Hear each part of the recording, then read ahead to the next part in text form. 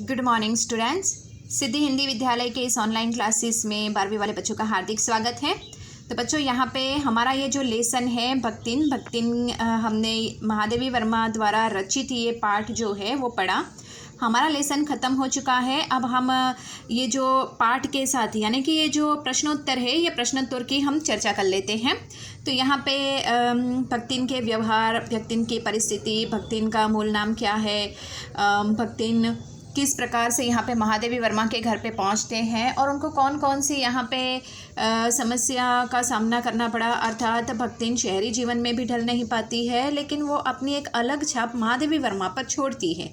सेवक के रूप में भक्तिन ने कौन कौन से कार्य किए वो भी इस पाठ में दिए गए हैं जो हमने देखे।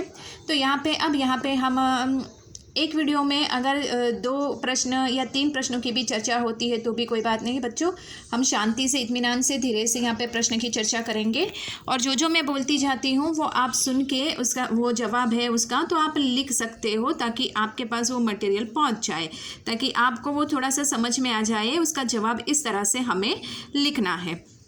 अब पहला प्रश्न है यहाँ पे, भक्तिन अपना वास्तविक नाम लोगों से क्यों छिपाती थी?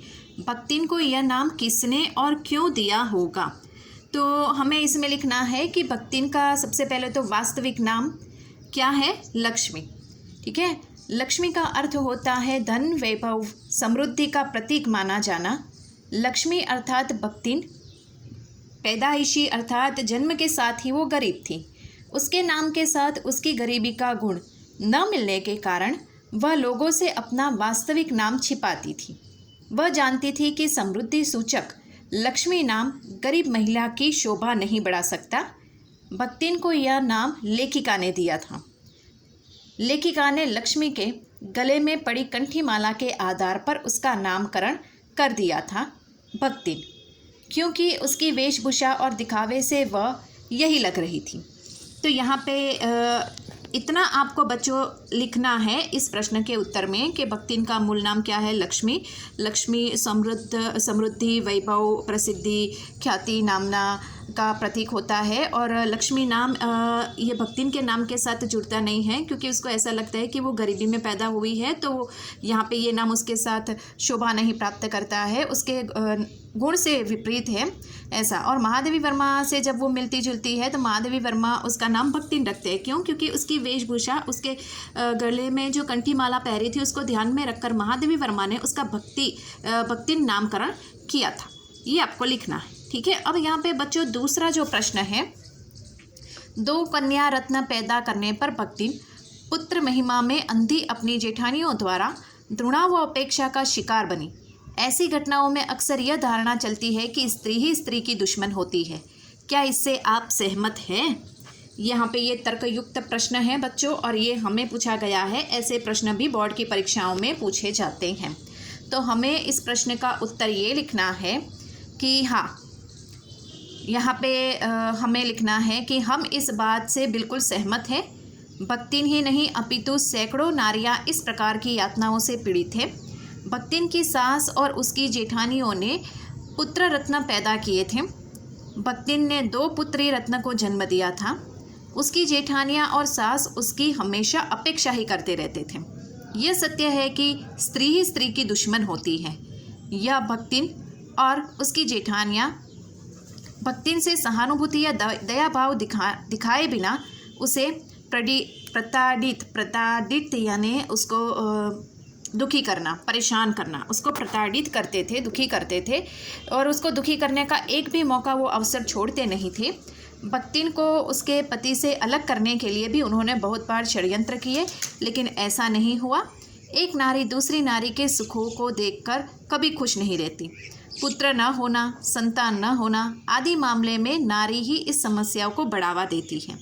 आए दिन समाचार, अखबार व समाज में ऐसी घटनाएं देखने और सुनने को मिलती हैं।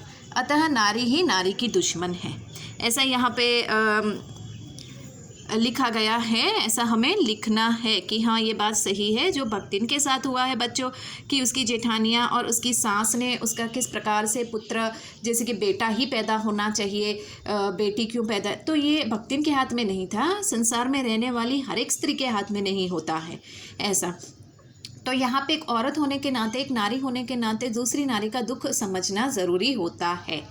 तो ये बात हमें यहाँ पे लिखनी है कि हाँ, हमें पूछा गया है। तो हाँ, आज के समय में भी हमें ये सब देखने को मिलता है, हम सुनते हैं, देखते हैं। ठीक है।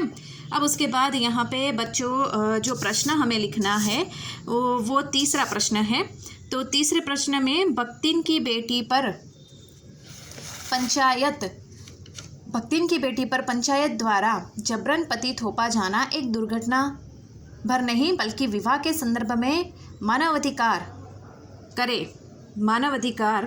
विवाह करे या ना करे अथवा किससे करे, इसकी स्वतंत्रता को कुचलते रहने की सदियों से चली आ रही सामाजिक परंपरा का प्रतीक है। कैसे? तो यहाँ पे बच्चों आपको पता होगा कि पाठ में हमने देखा था, पढ़ा था कि भक्तिन की बेटी की शादी जब हो जाती है, उसके बाद वो विधवा हो जाती है, तो वो भक्तिन के साथ ही रहती है। उस समय जो उसकी जेठानियाँ होती है वो अपने भाई को लेकर आती है और भक्तिन के बेटी के साथ उसकी शादी करवाना चाहते हैं और एक षड्यंत्र के तहत ये शादी होती है।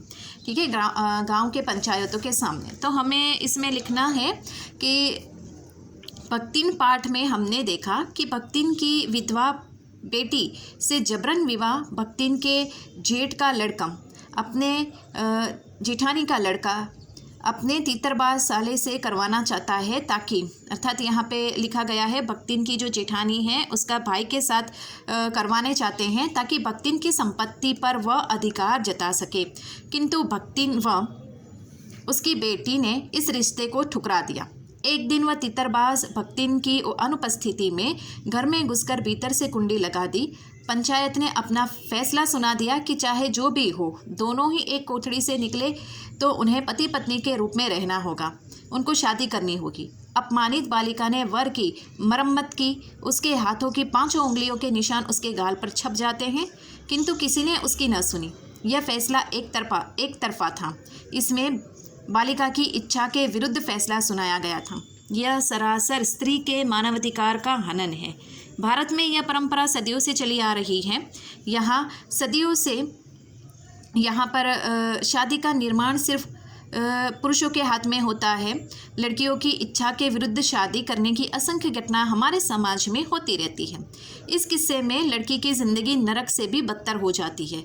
अतः इस प्रकार का विवाह स्त्रियों की स्वतंत्रता को कुचलते रहने की सदियों से चली आ रही सामाजिक परंपरा का प्रतीक है।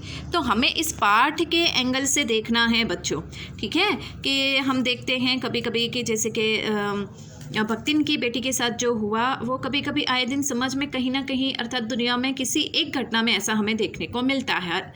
हर एक घटना में नहीं देखने को मिलता है बच्चों, लेकिन कहीं पे ऐसा कुछ होता है। ठीक है, तो यहाँ पे पंचायतों ने भक्तिन की बेटी की, अगर उन्होंने ये सब बातों को देखकर अगर एक तरफा शादी का फैसला किया तो उनको भक्तिन की बेटी की भी बात सुननी थी।